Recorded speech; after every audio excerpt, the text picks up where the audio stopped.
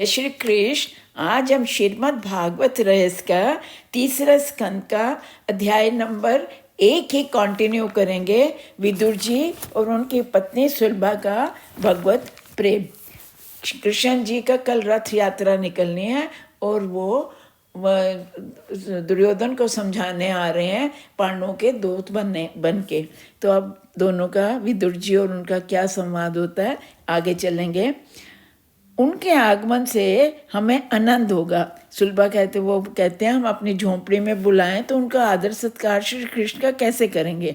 तो उनका आगमन से हमें आनंद होगा, परंतु उनको कष्ट होगा हमारी छोटी सी झोंपड़ी में। मेरे भगवान तो 56 भोग का प्राशन करते हैं, मेरे पास तो भाजी के सिवा कुछ है ही नहीं खिलाने के लिए।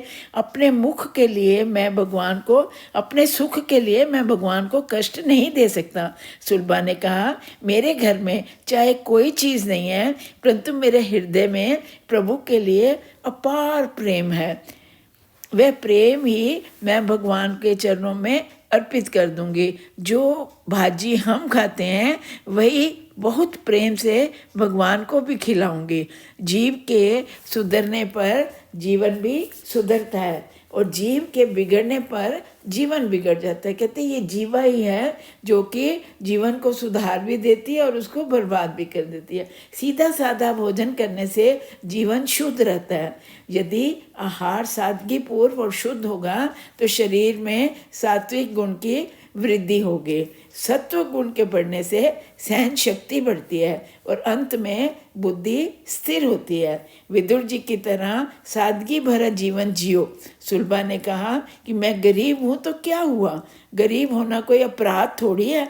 आपने कथा में कई बार कहा है कि भगवान प्यार के भूखे हैं, गरीबों से अधिक प्यार करते हैं वो। सुलभा सोचती है कि पति संकोचवश श्री कृष्ण को आमंत्रण नहीं दे रहे हैं, किंतु मैं तो हृदय से उनको आमंत्रण देती हूँ। मैं उनको आमंत्रण देती हूँ कि वो मेरे घर आए।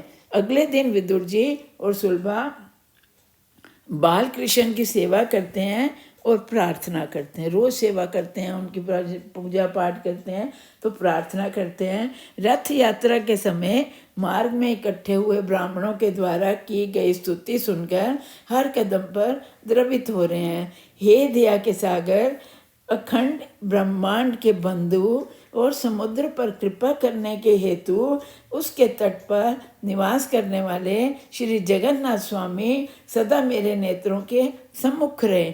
हमेशा रथारूढ़ द्वारकानाथ के दर्शन करो।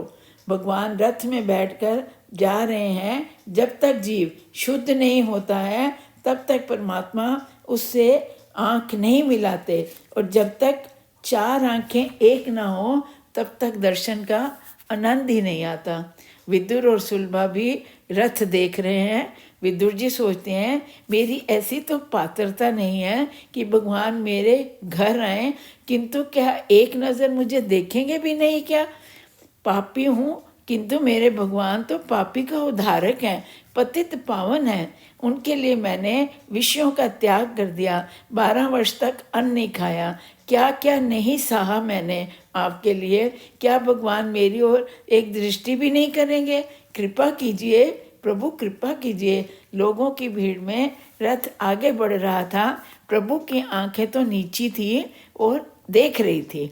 विदुर और सुलभा ने दर्शन किए। श्री कृष्ण भी विदुर चाचा को देखा, श्री कृष्ण ने भी विदुर चाचा को देखा। विदुर कृतार्थ हो गए कि चलो भगवान ने मेरी ओर दृष्टि तो की। भगवान का दिल भर आया, दृष्टि प्रेम से आर्द्र होगी।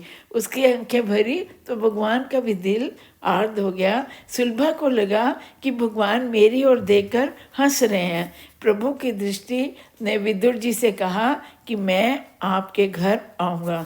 प्रभु ने नज़र में विदुर जी को इशारा किया कि मैं तेरे घर आऊँगा, किंतु आनंद में डूबे हुए सुलभा और विदुर जी उनके संकेत को समझ ही नहीं सके।